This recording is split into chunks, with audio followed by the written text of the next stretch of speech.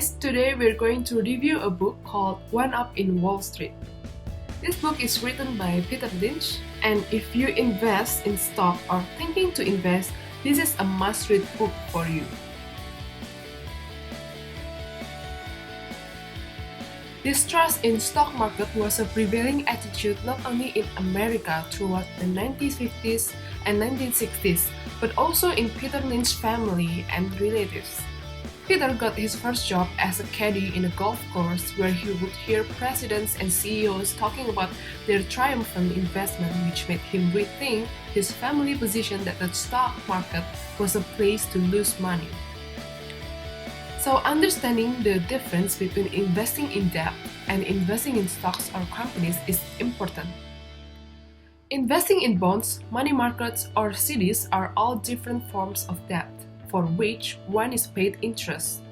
Historically, debt instruments have recorded less than 5% gains. When you lend money to somebody, the best you can hope for is to get it back plus interest.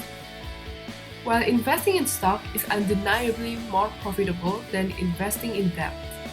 Since 1927, common stocks have recorded gains of 9.8% a year on average, and investing in stock has unlimited upsides as you are a partner in a prosperous and expanding business. But unfortunately, investing in stocks is still considered gambling by many. It is gambling if you don't know what you're doing and if you don't have the skill and dedication.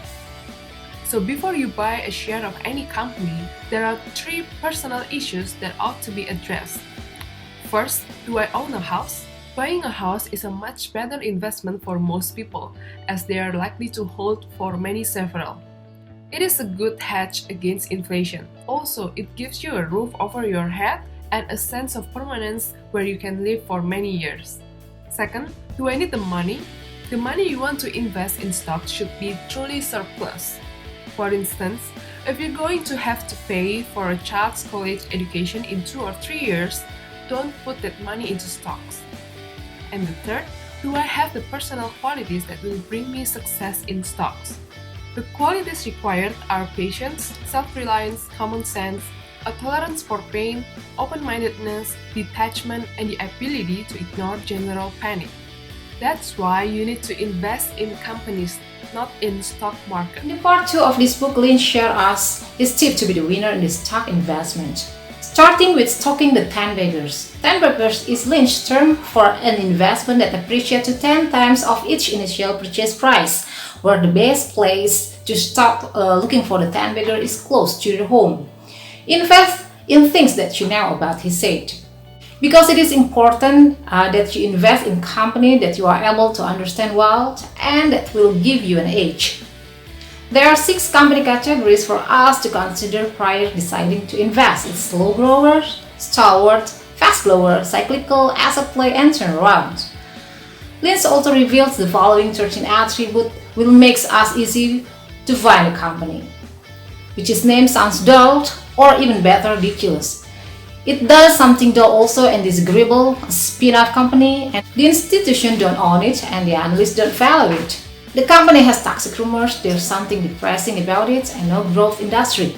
Got niche market, and people have to keep buying it, and it's user of technology, and company where the insider are buyers and where company is buying back shares. Lynch also avoids stock that's coming from hottest stock in the hottest industry. The stock in a company that's been touted as next IBM or next McDonald's. And he avoids where the company overpay for acquisition and when the acquisition are completely beyond their realm of understanding. He avoids whisper stock, coming from what people say to you about the company that they think is a great investment opportunity. And he avoids company that sells 25 to 50% of its wares to a single customer. The last is company with flashy name, because it's attract investor but it gives them a false sense of security.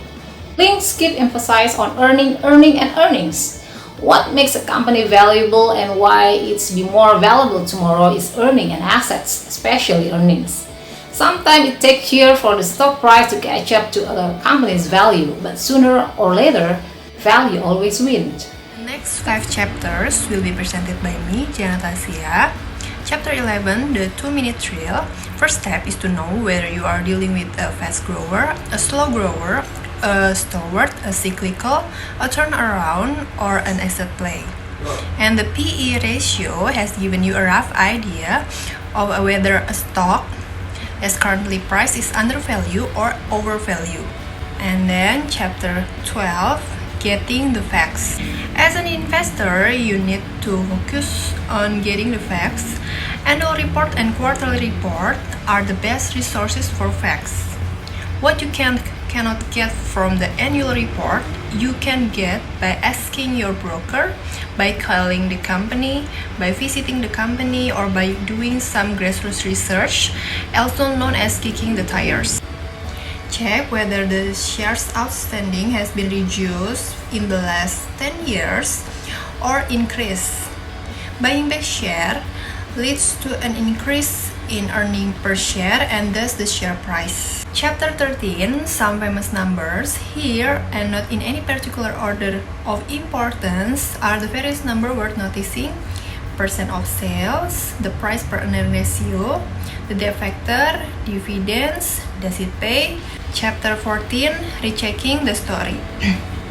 Every few months, it's worthwhile to recheck the company story, include earning as expected, merchandise is still attractive, it may involve checking the stores. With fast grower, ask yourself what will keep them growing, what phase of growth the company is in, startup, expansion, and maturity. Chapter 15, the final checklist. Understand the nature of the companies you own and the specific reasons for holding the stock. Moderately fast grower, 20 to 25% in non-growth industries are ideal investment. And a lot of money can be made when a troubled company turns around. Carefully consider the price-earning ratio. If the stock is grossly overpriced, even if everything else goes right, you won't make any money. Find a storyline to follow as a way of monitoring a company's progress. So, we will introduce to what is investing and step-by-step process to pick stock. We arrive at the part 3 of the book, which is about long-term view to investing and portfolio.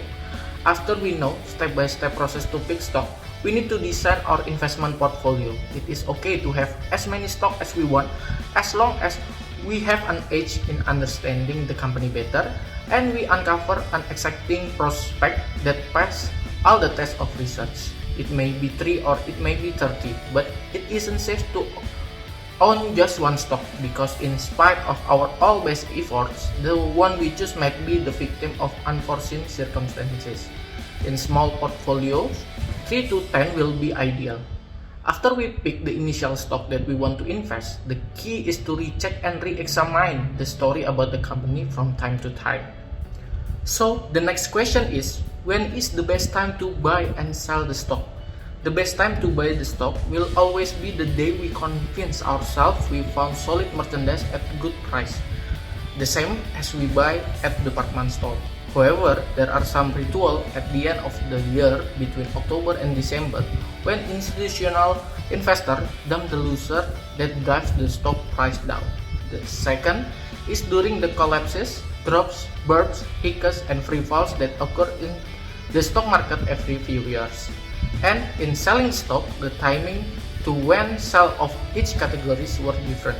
In this book, Mr. Peter Lynch giving a detailed tips when to sell the stock for each categories. Almost every day, we will hear about something new and so-called gurus will try to convince us to buy their opinions and arguments. The important thing is to stay the course, focus on the company, know why you should buy, trust in our reasoning and judgment, and let our patience be rewarded. I think that's all the summaries of One Up on Wall Street books by Mr. Peter Lynch. We were very recommend this book to all of you who just begin to start as investor in stock market. See you!